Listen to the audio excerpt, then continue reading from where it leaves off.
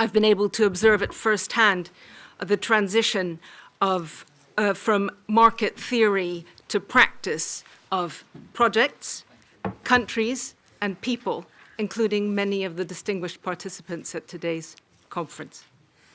And I've been able to do this because of the FT's keen interest in the politics, business, and economies of the region.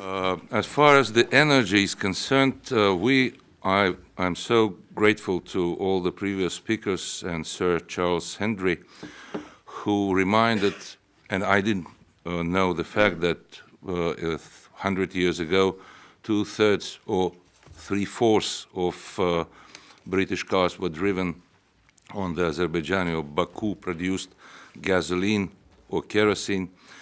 But for those of you who are in the industry, I think that I will not inform you about anything new, but for those who are here not only for the oil and gas projects, let me with honor remind you that the hydrocarbon civilization started in 1848 in Baku, 11 years prior to the first industrial drill by Colonel Drake in Pennsylvania.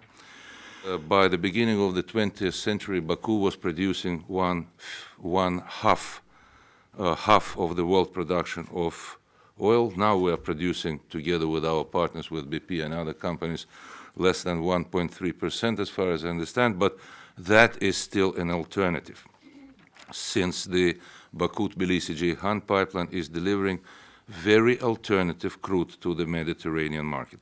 It's also worth mentioning that the company like Shell, for instance, was created in Baku by Samuel Marcus, and all new inventions in the industry happened first in the world in Baku, and then they were reproduced in other regions. For instance, the first pipeline, when we are talking today about diversification of the oil and gas deliveries from the Caspian, we have to remember that the first pipeline in the world was constructed from Baku to Batumi in the Black Coast of Georgia. And the first offshore drilling started in the Baku oil rocks in 1949, immediately after the Second World War.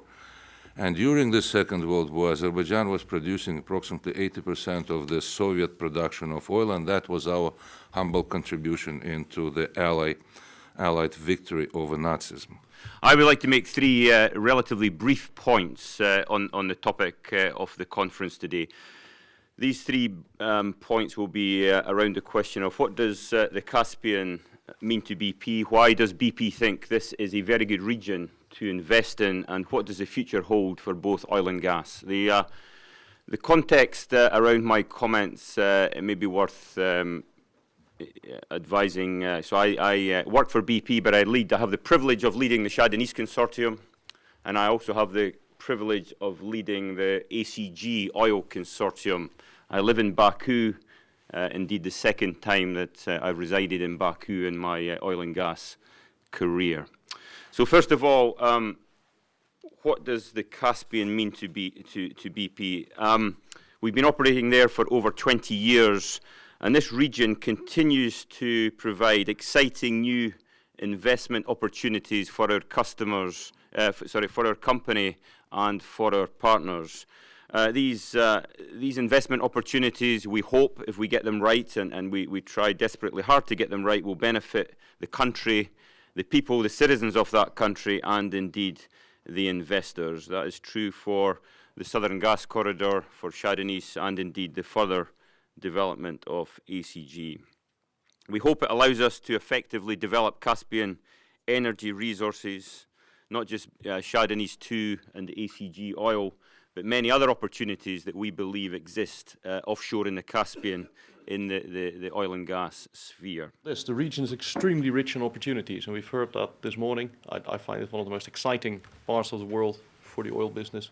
And we heard this morning from a range of speakers how rich in opportunity the region is. There's two trends that we observe from close up.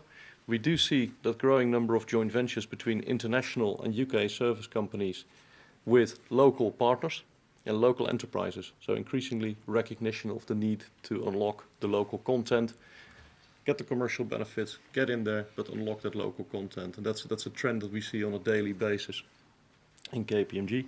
And we're also seeing much more interest now from the mid-sized, established international oil companies about moving into that region now that the province is a little bit more understood, it's a little bit more mature. So the BPs, the Shells, you'll now see the next tier of IOCs move in. And that's an important trend. Deals may be just a little bit smaller, but they'll be more often. So in that sense, that adds a new dynamic to the region.